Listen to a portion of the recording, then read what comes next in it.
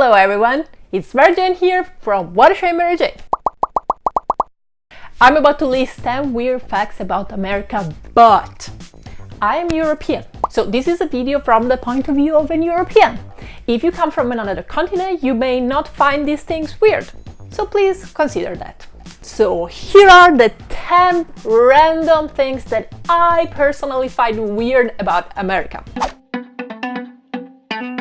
The water level in the toilet bowl. Yes, starting this list with the toilet bowl is not the nicest thing ever, I know, but I find it extremely weird. It was one of the first things that I noticed when I came here. The level of the water in the toilet is very high. Half of the bowl is usually filled with water all the time. And it's very weird because when you go to the bathroom and you do your business, splashes everywhere, kind of, and then you stand up and there are those 2 seconds before you flush where you can see everything.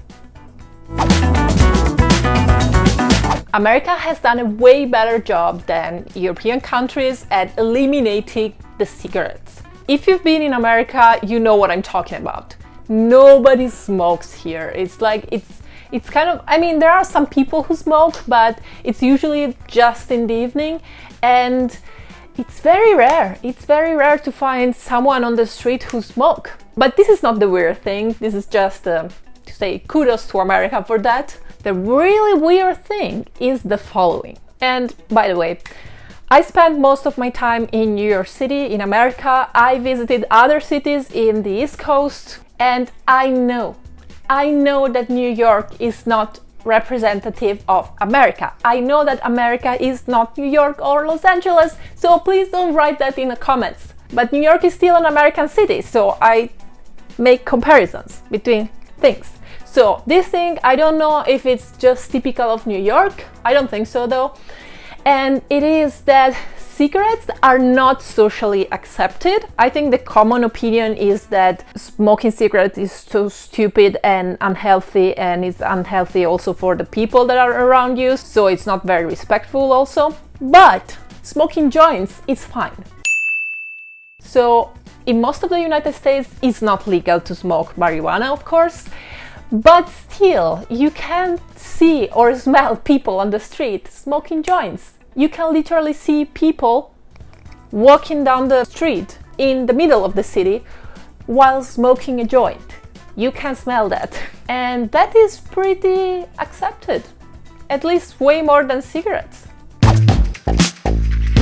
Okay, this next one really surprised me, and it's about Coca Cola. I don't think there is one person in the world who doesn't know what Coca Cola is. We know that Coca Cola is everywhere, but Coca Cola is an American brand, right? It was invented in America. So you would never imagine what I'm going to say now. The Coca Cola in the United States sucks. This is, again, of course, personal taste, but I'm pretty sure many people would agree on that. If you drink Coca Cola in the United States, the taste of the beverage is not the same. And I researched a little bit about that, and I discovered that apparently the reason of that is that instead of putting normal sugar in the soda, they put corn syrup. Syrup or syrup? Anyway, they put corn syrup instead of real sugar. So I even discovered that some people here, they order the Coca-Cola from Mexico. I mean, they don't order from Mexico, but they try to buy the Mexican one because the Mexican one is made with cane sugar, which is real sugar. Whereas the American one, it's just, you should try it. I mean, don't like it. I have yet to see an American using a debit card. In fact, I've never seen a debit card in America. I don't even know if they own a debit card. So if you're American, you must know that in Europe, and I mean, Europe is very generic, but I think I can talk for every country, we do use cards to pay. Even in bars, even in small shops, we do use cards, but we tend to use more debit cards. So, you know, you have to insert your personal PIN number and stuff like that. Whereas here in America, they do everything with credit card. So think about that. I'm Italian and I came the first time here to America with my 2 debit cards that I usually use everywhere around Europe. And for the second time that I came to America, I went to my bank and get a credit card just to come to America, because I've seen that they use it everywhere, and sometimes debit cards don't work in the machine, but credit cards always work. So if you're European and you're watching this, when you come to America, make sure to have a credit card in your wallet. It may save your ass. Okay, this is a weird one. I discovered that in America, you cannot buy contact lenses without a prescription.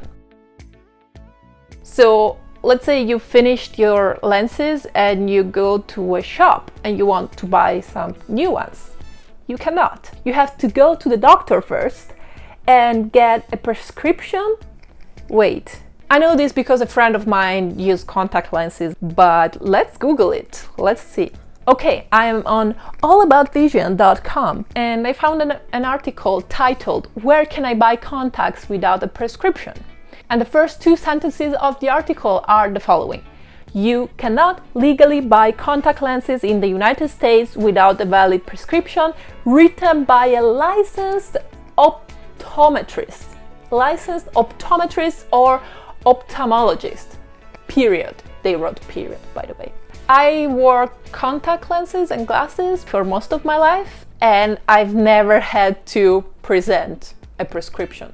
I mean, you obviously have to go to the doctor to know what kind of problem you have and which lenses you have to get, but you don't have to do it every 6 months or each time you finish your lenses. Instead, here, every time you finish your lenses, you have to book the appointment, to go to the doctor, pay a lot of money. You know that healthcare in the United States is very expensive, and the prescription is gonna tell the pharmacist how many boxes you can buy. Let's talk about bike lanes. This one is regarding New York City too, because this is the only city I've biked in. Actually, that's not true. I biked in Philadelphia. I don't even remember having bike lanes there, to be honest, so I don't know. It was 1 year ago anyways. But here in New York City, bike lanes are very often on the left of the road instead of on the right. I'm talking about one-way streets, of course, but I had never seen bike lanes on the left before, except in London, of course, but they drive on the wrong side of the road, you know what I mean? So when I started biking here, I was completely disoriented and I kept getting honked by cars because I was biking on the right side of the road, whereas the bike lane was on the other side and I didn't see it. But when you get used to it, they are actually very convenient. Like, there is a whole logic behind the left-sided bike lanes. Let's talk about the famous free refill. So, free refill is something that exists in America and I've never seen in Europe so far. It means that in some places in America, which I still have to understand which ones do this and which ones do not, you pay for your cup of soda once, and then during your lunch or your dinner or your breakfast, you can refill it as many times as you want. Which is awesome because, of course, you pay only once and you can have 3 cups of cola, but it's also kind of not cool because you are pushed to drink more soda basically, whereas usually what you try to do is to reduce your consumption of soda. But anyways, I've never seen that in Europe. In Europe, you buy each glass of soda that you get. So you drink 1 cola. If you are still thirsty and you still have to eat half of your pie of pizza, you just have to pay for another glass of cola. Another very unusual thing and very cool this time that I've seen free here in America is sunscreen. And this one is very localized because I've done some research and only some places have it. But here you can find sometimes on the beaches and on the parks, swimming pool, places like that, you can find a free dispenser of sunscreen. You know, it's like the soap dispenser in the public bathroom. And it's completely for free. and I've seen it by the beach in Coney Island. This is the one I've personally seen. I was doing some research about it and I discovered that this is a very recent program. It's been around just since a couple of years, I think. And it's very famous in New York in particular. They have free sunscreen in, I think, all New York City public outdoor swimming pools, which is awesome. And also in many beaches, like there is a list here: Orchard Beach, Manhattan Beach, Brighton Beach, Coney Island, Rockaway Beaches, South Beach, blah, blah, blah, blah, and a few more. Also in the beaches in Rhode Island, they are doing that now. And it's of course a very clever move of the health department of the government to try to reduce skin cancer. And really, I want to congratulate to America for that, this initiative, and how they managed to eliminate cigarettes from the population in America. That is very impressive. This one is very well known among all Europeans that have come here, probably, and everyone complains about that, which is the price of the goods in the shops is not the price that you usually pay. Meaning that if you go to a shop, to a grocery store, to whatever kind of shop, not whatever actually, because I still have to understand which kind of shops, but some of them don't have this. But most of the shops, you go on the shelves, you choose your product, and you see the price tag, right? Let's say you buy a sunscreen lotion for $12. So the price tag is $12. Then you go paying with your perfectly counted $12. And it's not $12, it's $13.01. And this is for only one item. Imagine when you go buy a lot of stuff, a lot of groceries, for example, and then you go pay and you pay a lot more than what you had expected. It's not a nice sensation, but it makes sense because that extra that you pay is a tax. It's called sales tax. And because the United States is a federal country, they have different sales tax in every state of the country. So they cannot really determine in advance what is going to be the final price of the product. So this is what they do. And last one, something that I noticed when you go to the restaurant. And I noticed that because I often drink water. My subscribers know that I don't drink many other things except water. So very often when I'm at the restaurant, I just order water. And then either the waiter or whomever is having dinner with me is gonna ask me, "Oh, so you're not drinking anything?" And I'm like, "I'm drinking water, I just order it." And they're like, "Okay, you're not drinking anything."